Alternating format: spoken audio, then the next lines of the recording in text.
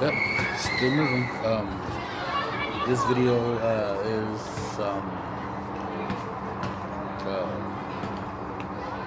Magic of Moses. Moses Magic or something. Let's say the Magic of Moses. We'll say the Magic of Moses. Judea, Black, Shalom L'Chaim, purified to the water, the God of the South. Shouts out to the 12 tribes, pick people. Since we talk about Lilith and Shamuel and all of that stuff, I decided to take a quick turn and we're going to talk about, we just got to talk about Moses' body. We're going to talk about Moses' staff, Moses' magic. So, cue that music up. I don't think twice, just keep it out of my sight there. Well, bitch, don't kill my vibe, oh, bitch, don't kill my vibe. Well, American privilege keeps blurring my vision. The magicians that Moses faced, Jannes and Jambres. The narrative of Pharaoh's magicians can be found in Exodus 7 and 8, when Moses and Aaron confront the Pharaoh in Egypt and demand that he frees God's people from slavery. In order to validate their message, Moses and Aaron performed miracles. Moses held a special place in history due to the extraordinary number and variety of miraculous feats that were attributed to him. As it is written, all that mighty power and all the great terror which Moses performed, we learn that Moses was unparalleled in the power and authority with which he led the people of Israel. We are told that there has not been another prophet like Moses to rise in Israel since that time. However, there have been great rulers of Israel, as well as leaders, prophets, and priests. But before the arrival of Jesus Christ, who was known as the Messiah, there was never another man who held all offices in such a glorious manner as Moses did. God spoke to Moses through a burning bush and charged him to speak to Pharaoh on his behalf. During the time that Moses was being commissioned, God bestowed upon him the capacity to perform miracles. Exodus chapter 4 verses 1 through 8. Then Moses answered the Lord and said, "What if they will not believe me or take seriously what I say? For they may say, 'The Lord has not appeared to you.'" And the Lord said to him, "What is that in your hand?" And he said, "A staff." Then he said, "Throw it on the ground." So Moses threw it on the ground, and it became a living serpent, like the royal symbol on the crown of Pharaoh. And Moses ran from it. But the Lord said to Moses, "Reach out your hand and grasp it by the tail." So he reached out his hand and caught it, and it became a staff in his hand. "You shall do this," said the Lord, "so that the elders may believe that the Lord, the God of their fathers, the God of Abraham, the God of Isaac, and the God of Jacob, has most certainly appeared to you." The Lord also said to him, "Put your hand into your robe, where it covers your chest." So he put his hand into his robe, and when he took it out, his hand was leprous, as white as snow. Then God said, "Put your hand into your robe again." So he put his hand back into his robe, and when he took it out, it was restored, and was like the rest of his body. If they will not believe you or pay attention to the evidence of the first sign, they may believe the evidence of the second sign. Even with the miracles of Moses, he faced the opposition of Jannes and Jambres. God gave Moses and Aaron the instruction to show Pharaoh a sign at their first encounter with the king, by hurling Aaron's staff to the ground. God was aware that Pharaoh would demand a sign. After Aaron did so, the staff in his hand transformed into a snake. The Pharaoh wasted no time in calling for his magicians, each of whom was able to transform their own staff into serpents. Aaron's snake ate the snakes that were being used by the magicians, which must have been interpreted as an ominous warning for Pharaoh's court. Exodus chapter 7 verses 8 through 13. Now the Lord said to Moses and Aaron, When Pharaoh says to you, "Work a miracle to prove your authority," then you say to Aaron, "Take your staff and throw it down before Pharaoh, so that it may become a serpent." So Moses and Aaron came to Pharaoh, and did just as the Lord had commanded. Aaron threw down his staff before Pharaoh and his servants, and it became a serpent. Then Pharaoh called for the wise men, skilled in magic and omens, and the sorcerers, skilled in witchcraft, and they also, these magicians, soothsayers, priests of Egypt, did the same with their secret arts and enchantments. For every man threw down his staff, and they turned into serpents. But Aaron's staff swallowed up their staffs. Yet Pharaoh's heart was hardened, and he would not listen to them, just as the Lord had said. Pharaoh's magicians were successful in performing miracles twice more, matching the signs that Moses and Aaron had shown them. The first plague that Moses called down upon the Egyptians was a plague of blood. The magicians were also able to turn water to blood, as Moses had done to the Nile River. Exodus chapter 7, verses 19 through 22. Then the Lord said to Moses, "Say to Aaron, take your staff and stretch out your hand over the waters of Egypt, over their rivers, over their streams, over their pools, and over all the reservoirs of water, so that they may become blood. And there shall be blood throughout all the land of Egypt, in containers both of wood and of stone." So Moses and Aaron did as the Lord commanded. Aaron lifted up the staff and struck the waters in the Nile in the sight of Pharaoh and in the sight of his servants. And all the water that was in the Nile was turned into blood. The fish in the Nile died, and the river became foul-smelling, and the Egyptians could not drink its water, and there was blood throughout all the land of Egypt. But the magicians of Egypt did the same by their secret arts and enchantments. So Pharaoh's heart was hardened, and he did not listen to Moses and Aaron, just as the Lord had said. This is great foolishness here on the part of the magicians.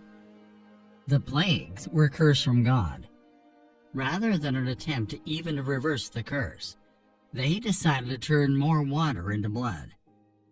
They also added to the curse of their people. Such is the way of the dark arts. Their aim was not to alleviate the troubles of the people of Egypt. The evil one was trying to show significance rather than help those under him. It was a demented way of thinking, and alas, they did nothing to help their people.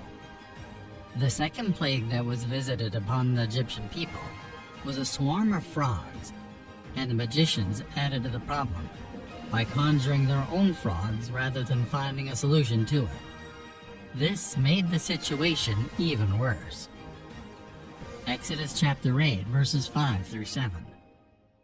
Then the Lord said to Moses, "Say to Aaron, stretch out your hand with your staff over the rivers, over the streams and canals, over the pools among the reeds, and make frogs come upon the land of Egypt." So Aaron stretched out his hand with his staff over the waters of Egypt, and the frogs came up and covered the land of Egypt.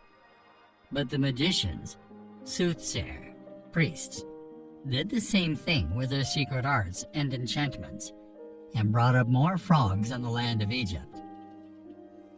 After this, however, the magicians' authority stopped, as they could not reproduce any further plagues, and they admitted they were witnessing the finger of God in Moses' signs.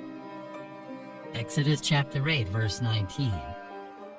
Then the magician said to Pharaoh, "This is the supernatural finger of God." But Pharaoh's heart was hardened, and he would not listen to them, just as the Lord had said. Satan had given Pharaoh's magicians the power to duplicate some of the signs God performed through Moses and Aaron. So how were the Egyptian magicians ever able to pull off these incredible feats in the first place? Although not as powerful as God, Satan, formerly one of God's highest angels, has the power to deceive, emulate miracles, and even tell the future with a certain degree of accuracy. Acts chapter 16, verse 16.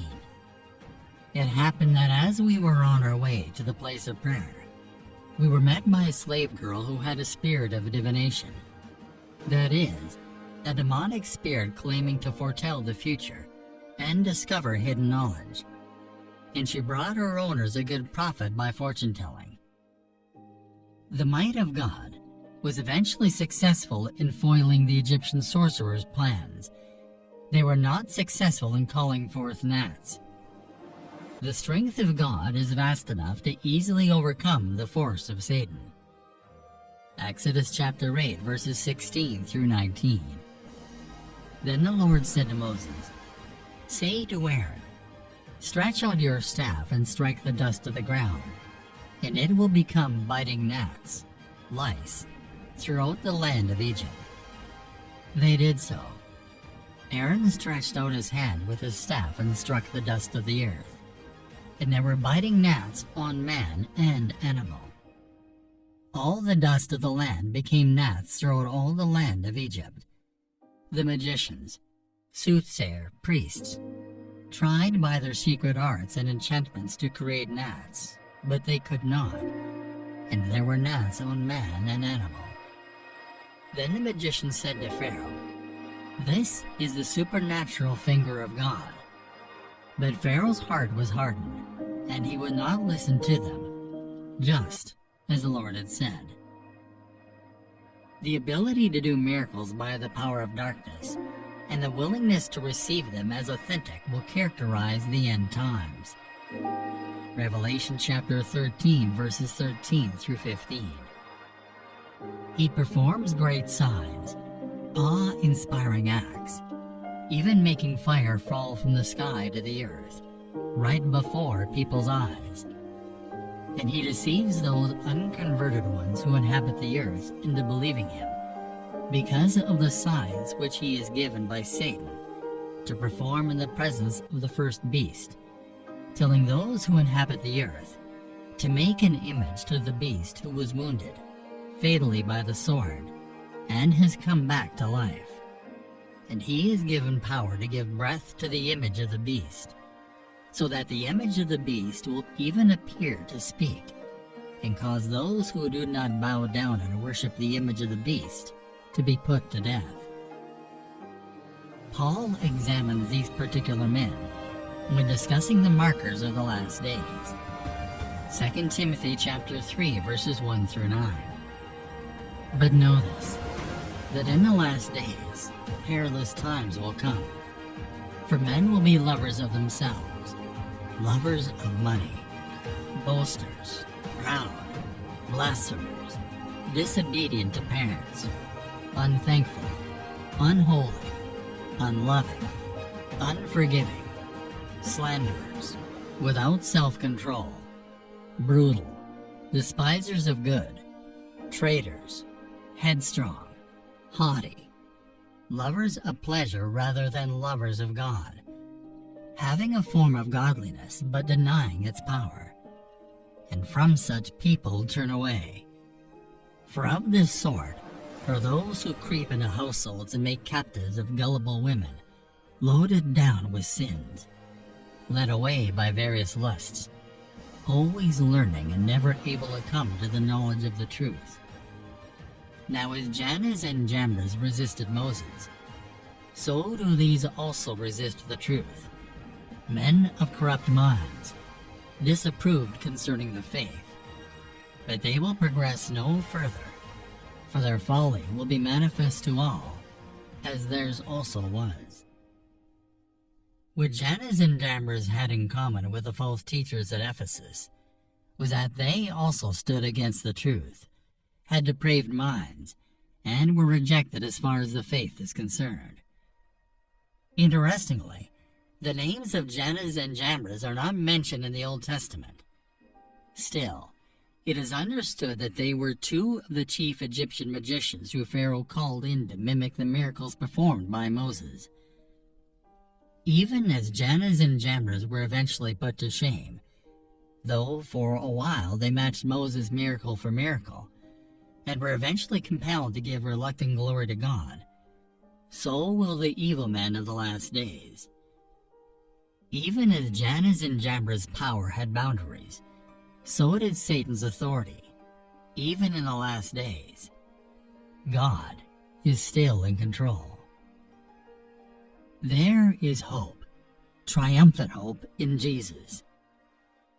During the time of Paul, he wrote about how miracles, or at least apparent miracles, are part of Satan's arsenal. Paul later wrote, 2 Thessalonians chapter 2 verses 9 through 10. The coming of the lawless one is according to the working of Satan, with all power, signs, and lying wonders, and with all unrighteous deception among those who perish, because they did not receive the love of the truth, that they might be saved. Therefore, miracles can be used to prove something is supernatural, but they cannot be used to prove something is true. These Egyptian magicians were intelligent, learned men. However, Paul observed that they did not have the wisdom that comes from God.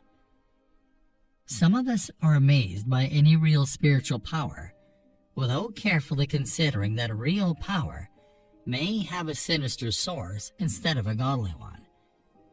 And even if a new power seems to have the answers we've been looking for, we must not be seduced by it, because demonic forces can come masquerading as angels of light. 2 Corinthians chapter 11 verse 15. Therefore it is not surprising if his servants also disguise themselves as servants of righteousness, whose end will be according to their deeds. Satan's lie has deceived the people of God, including King Saul, into consulting mediums seeking truth. Truth can only be found through the Word of God, and without it, darkness results. Sadly, as Isaiah says, when people do not have the dawn, they wander in darkness and often become angry at God, refusing to come to Him for help. Satan is not an angel of light. Good soldiers of Jesus Christ know Satan roams the earth seeking those whom he may devour. We must be ready.